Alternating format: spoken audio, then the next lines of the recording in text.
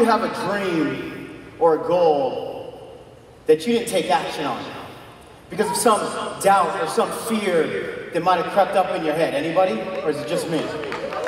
Okay, good. You know, I lived 26 and a half years of my life believing that I wasn't good enough, believing that I didn't matter, believing that nobody wanted to hear what I had to say. And if those dreams or if those voices are going on in your head, you have to believe you can change that story and you can change your results. Because no matter how checkered your past is, your future is spotless. And one of the things I think is the saddest on the planet, one of the saddest things on the planet is an abandoned dream.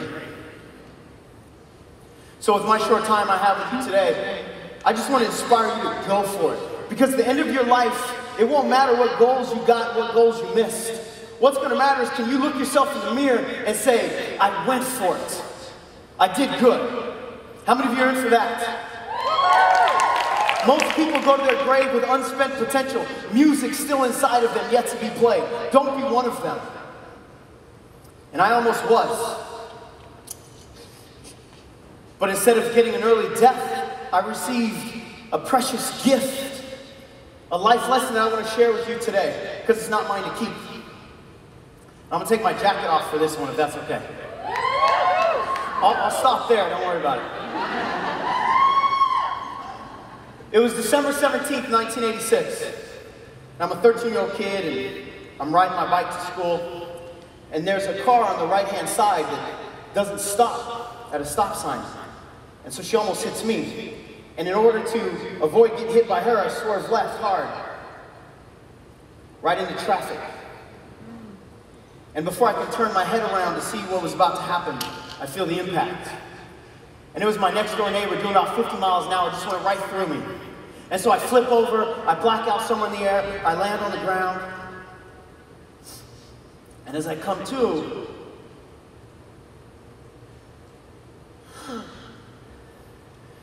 because I'm in the slow lane, and I've got cars coming at me, they're getting bigger. And so I have one thought: move! Right? And so I get up and I try to run, but I collapse again.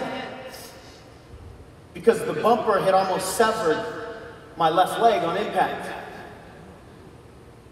And I truly don't know what happened after that. You know, the next memory that I have is I'm on the sidewalk and a bunch of people are praying around me. I was given a second chance that day. And my life was completely changed, because remember, I'm a 13-year-old kid. How many of you have 13-year-olds out there? Or had 13-year-olds? How many of you have ever seen a 13-year-old? I just want to make sure we all know what kind of animal we're talking about here. See, I was probably like most 13-year-olds. I was immortal in my own mind until that day. And then I realized that life can end. And the gift that I got that day was that we only get one shot. And it can be taken away at any moment without warning. And if we only have one shot on this planet, and there's a choice between living a life of excellence and settling for mediocrity, how can you settle? I think life is way too short to spend 1 second just chained to the restrictions of the past. We gotta bust through those chains and live life with ferocious passion and curiosity that we used to have when we were kids. You wanna know how life is supposed to be led? Watch the kids. This is before the world got to us and told us that we were supposed to doubt ourselves and we were supposed to compare ourselves to others. Where'd that come from? When was the last time you saw a 2-year-old in the sandbox go, "Hey Susie, does my butt look fat in this diaper?" No, we don't do that. We just see what we want, we go for it, right? You gotta be willing to do whatever it takes for as long as it takes, no matter what, like Lisa teaches us, to fulfill your mission on this planet. And so I want you to think about one of your dreams right now. And I want you to imagine that that dream is sitting on top of a big mountain. And most people won't even go after it, but not Eat Women Network, right? Who's ready to start running? You have a dream worth running for, you're gonna start running. But when you run long enough, you might twist your ankles. And that's when most people quit. But how many of you have a dream that's bigger than 2 broken ankles? So what are you going to do at that point? You're going to listen to the voice that says, go for it. And you start crawling. How many of you have a dream worth crawling for? But when you crawl long enough, your knees might break.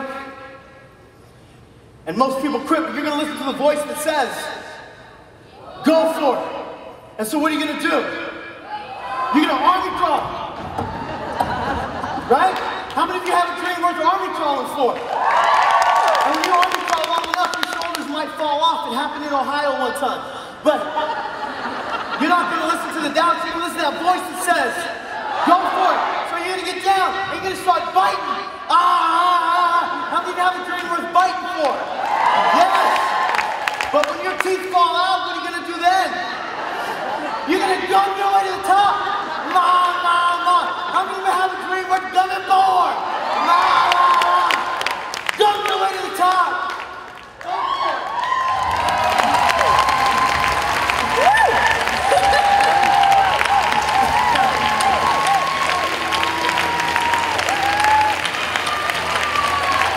You get a workout out there. and you cleaned the stage, which was great. Thank you.